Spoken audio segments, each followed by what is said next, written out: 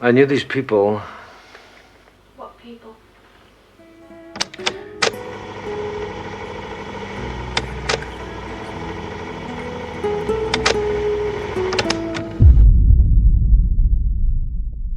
La plupart des amours ne sont que chimie, hormones et convenances. Des histoires avec une date de péremption, qui dépendent du timing et de la compatibilité. Mais aujourd'hui, on parle du seul amour véritable. Cet instant où tu regardes quelqu'un, et vous savez, sans preuve, sans logique, que votre histoire était déjà écrite bien avant votre naissance.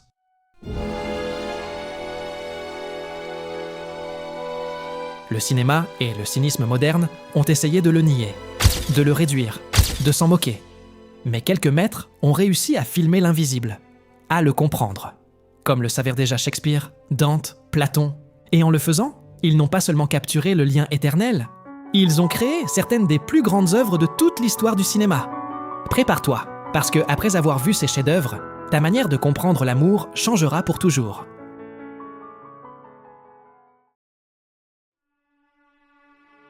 S'il y a un film qui prouve qu'en amour, le temps est une illusion, c'est Sur la route de Madison. Francesca ne vit pas une tragédie, elle vit pire. Une routine anesthésiée. Elle est prisonnière d'un mariage de convenance où il y a de l'affection et du respect, mais où l'âme est absente. C'est l'exemple parfait de ce dont on parlait. Une vie fondée sur la compatibilité logistique. Jusqu'au jour où, le temps d'un week-end de solitude, le destin défonce la porte. Il apparaît. Ce n'est pas un étranger, c'est la reconnaissance de quelque chose qui existait déjà avant même de se rencontrer. Eastwood filme ici quelque chose de presque métaphysique. La manière dont deux personnes peuvent condenser en 4 jours une intensité émotionnelle que d'autres n'atteignent jamais en 40 ans. Ce n'est pas une passion adolescente, c'est une vérité adulte. C'est la certitude brutale d'avoir trouvé ce qui donne un sens, précisément quand il est déjà trop tard. Et c'est là que naît le vrai drame. Parce que connaître sa vérité ne signifie pas pouvoir la vivre. Le film ne propose pas un choix simple entre famille et amant. Il propose quelque chose de bien plus cruel, choisir entre la vie correcte et la vie authentique. Et à cette croisée, aucune décision n'est chiste, aucune n'est indolore. Il ne reste que le poids d'avoir touché l'éternel de ses mains et d'avoir dû remettre cette vérité à une autre vie. Casablanca n'a pas besoin de présentation, mais il mérite une relecture à la lumière de ce que nous analysons. Ici, le destin ne se manifeste pas par le spirituel, mais par la géopolitique et la morale. Rick Blaine est un cynique blessé qui se réfugie dans l'alcool pour oublier que le monde s'effondre. Jusqu'à ce qu'Il Salound entre dans son bar. À cet instant, le temps s'arrête et l'on comprend que, même si leurs vies ont pris des chemins opposés, il existe une fibre invisible qui les maintient liés. Tout ne se passe pas bien, mais cela ne rend pas leur lien incomplet. Cela le rend tragiquement entier. Ce n'est pas un amour qui se consume, c'est un amour qui se consacre. Tandis que le monde s'écroule, Rick choisit le sacrifice plutôt que la possession. Et dans ce choix, leur histoire cesse d'être un simple romance pour devenir un mythe. Et c'est pour ça que, lorsqu'il dit qu'ils auront toujours Paris, il ne s'accroche pas au passé. Il affirme qu'il existe des rencontres qui, même si elles ne peuvent pas se prolonger dans le temps, sont trop vraies pour disparaître. Est-il possible d'oublier quelqu'un que ton âme a déjà reconnu ? Eternal Sunshine of the Spotless Mind pose la question la plus terrifiante et, en même temps, la plus pleine d'espoir du cinéma moderne. Joël et Clémentine décident de se soumettre à une procédure clinique pour effacer toute trace de leur relation, pour extirper la douleur de la perte en supprimant chaque souvenir partagé. Mais ce qui commence comme une fuite rationnelle se transforme en une odyssée surréaliste à travers les recoins du subconscient. C'est là que le film devient profond.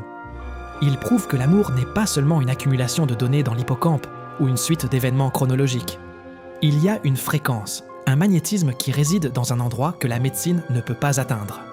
Même s'ils tentent de nier leur histoire, le destin les ramène encore et encore au même point de départ, comme s'ils étaient prisonniers d'une orbite inévitable.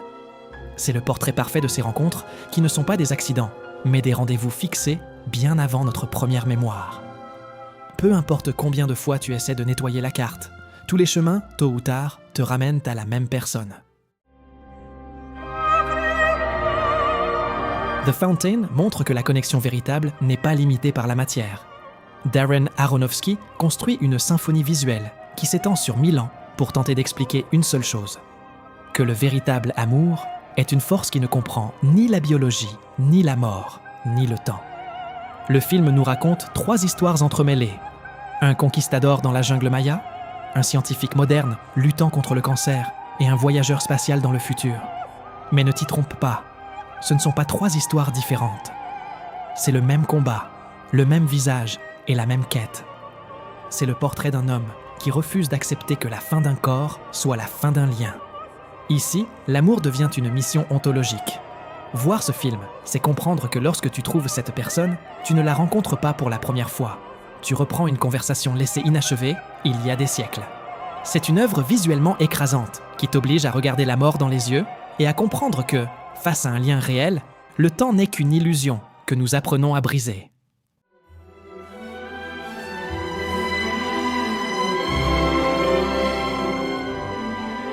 Your Name raconte la vie de 2 adolescents, dont les corps s'échangent pendant leur sommeil. Le film utilise ce mécanisme pour raconter la sensation de recherche constante de l'autre moitié. C'est la chronique d'une nostalgie sans mémoire. T'es-tu déjà réveillé avec l'impression d'avoir perdu quelque chose d'important, sans savoir quoi ?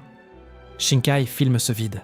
Il nous présente 2 inconnus, reliés par un fil rouge qui défie la logique, l'espace et surtout le temps. C'est le portrait de cette quête incessante, de ce quelque chose ou quelqu'un que l'on pressent à chaque coin de rue, dans chaque train, à chaque coucher de soleil, mais qui nous échappe entre les doigts au réveil.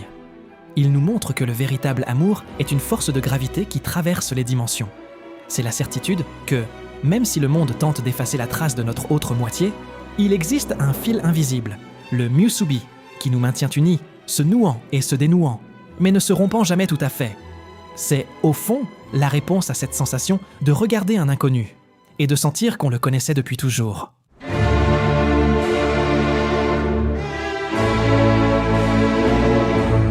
Cold War est l'un des films les plus beaux et les plus cruels de la dernière décennie. Tourné dans un noir et blanc si contrasté qu'il semble faire mal, Pawlikowski nous raconte l'histoire de Zula et Victor, 2 personnes condamnées à se chercher et à se détruire à travers une Europe divisée par le rideau de fer. Le génie de ce film réside dans ce qu'il ne raconte pas. À travers des ellipses temporelles magistrales, on voit Zula et Victor se retrouver et se perdre au fil des décennies.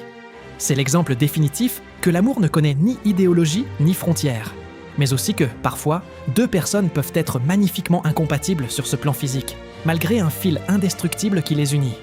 C'est un cinéma d'une élégance tranchante. À travers les années et les ellipses, on comprend que leur lien est plus fort que la politique, que l'exil et que le temps lui-même. Mais c'est aussi un rappel que, parfois, le véritable amour est si absolu que ce monde, avec ses guerres et ses murs, n'a tout simplement pas assez de place pour le contenir. C'est un amour qui ne peut trouver sa paix que de l'autre côté.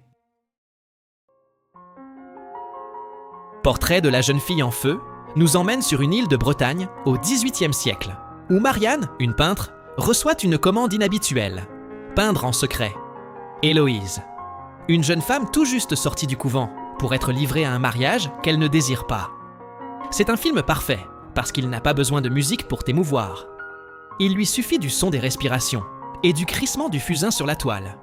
Sciamma nous montre qu'aimer quelqu'un, ce n'est pas seulement vouloir être avec cette personne, c'est apprendre son langage invisible.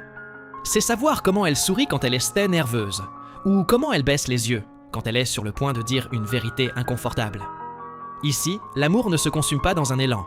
Il se comprend par le regard, comme si, en observant l'autre, on peignait en réalité sa propre âme. Ce qui le rend vraiment grand, c'est son message sur le destin.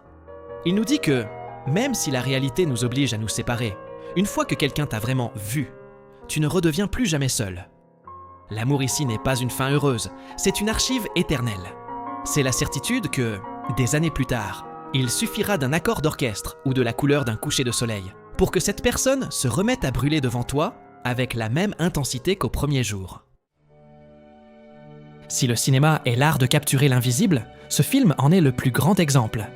In the Mood for Love nous transporte dans le Hong Kong des années 60 pour raconter l'histoire de 2 voisins qui découvrent, presque par accident, que leurs conjoints respectifs les trompent. Ce qui commence comme une alliance de douleur et de curiosité finit par devenir la romance la plus pure et la plus contenue de l'histoire du cinéma. Le film n'a pas besoin de grands gestes pour expliquer l'amour. Il se raconte à travers les frôlements fortuits dans des couloirs étroits, la fumée d'une cigarette sous la pluie et le mouvement hypnotique d'une robe. Ici, l'amour ne se manifeste pas dans la rencontre, mais dans la proximité de l'impossible. Cho et Li-Zhen décident de ne pas être comme eux, décident que leur lien ne tombera pas dans la vulgarité de la trahison. Et c'est précisément cette retenue qui élève leur histoire au rang du sacré. Wong Kar-wai filme la géométrie d'un désir qui ne se consume jamais. Il nous montre que, parfois, l'amour le plus vrai est celui qui reste suspendu dans le temps, comme un secret murmuré dans le creux d'un mur ancien. C'est la preuve que l'âme n'a pas besoin de contact physique pour reconnaître son égal. Il lui suffit de savoir que l'autre est là, de l'autre côté du mur, partageant le même silence et la même solitude.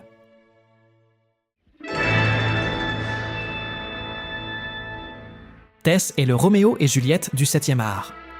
Une jeune femme au cœur pur reconnaît son unique amour, mais la société et la morale hypocrite détruisent les âmes vulnérables.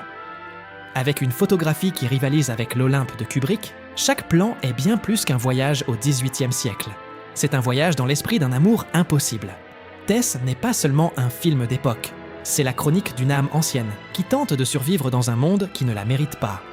Polanski filme l'histoire d'une jeune paysanne dont la vie est systématiquement détruite par l'ambition, le désir des autres et une morale hypocrite qui la condamne avant même de la connaître. Nastasia Kinski ne joue pas. Elle expose son âme devant la caméra comme une femme qui comprend qu'une seule nuit de vérité vaut plus que 1000 ans d'existence anesthésiée. Angel Clare, lui, représente le sacrifice ultime, l'homme qui doit saigner son propre ego pour pouvoir aimer. Le prix de leur lien, c'est de perdre tout ce qu'il connaît. Ce qui rend cette œuvre gigantesque va bien au-delà de sa photographie, de ses personnages et de son scénario. C'est la sensation constante d'assister à quelque chose de prédestiné et en même temps de condamné, comme si l'univers avait permis cette rencontre uniquement pour montrer à quel point le bonheur peut être fragile entre des mains humaines. C'est, tout simplement, l'un des plus grands films de l'histoire.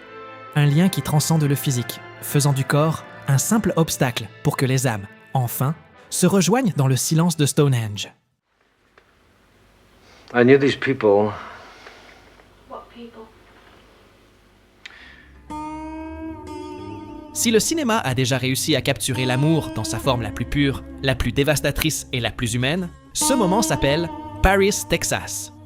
Ce n'est pas seulement le meilleur film d'amour de l'histoire, c'est l'autopsie d'un sentiment si vrai qu'il n'a pas pu survivre au monde. Un homme brisé erre sans mémoire dans le désert, cherchant une rédemption impossible qu'aucun rayon de soleil ne lui accorde. À partir de cette prémisse minimale, on découvre un passé plus réel que le présent et l'avenir. La scène du Super 8, où l'on voit enfin l'amour de Travis, est l'une des scènes les plus authentiques jamais filmées. Wim Wenders, avec la photographie légendaire de Robbie Muller, utilise les couleurs saturées et l'horizon infini pour raconter un amour aussi vivant qu'au premier jour, mais que le corps ne peut pas supporter dans la vie. Mais ce qui fait de cette œuvre le plus grand film d'amour de l'histoire, c'est la scène de la cabine. Dans cette rencontre, probablement le sommet du 7e art, l'ego se dissout complètement. Travis et Jane ne se touchent pas, ne se regardent pas directement. Mais leurs âmes s'entrelacent dans un monologue qui est, en réalité, une âme fendue en deux corps, confessant toute une vie. C'est le moment où l'on comprend quelque chose que très peu de films osent dire. Aimer ne signifie pas toujours rester. Parfois, cela signifie partir pour que l'autre puisse se reconstruire. Pas par lâcheté, par lucidité. Paris, Texas nous enseigne que le seul amour est celui qui survit à la rupture, à l'erreur et à l'oubli. C'est la certitude que, même si le désert nous sépare, et que nous ne vivons plus jamais sous le même toit, nous serons toujours la maison l'un de l'autre. En quelques mots, si le cinéma a été inventé pour quelque chose, c'était pour que Paris, Texas existe, et capte l'âme qui aime son autre moitié. Après ce film, le cinéma peut s'arrêter, parce que l'amour n'a plus besoin d'explication.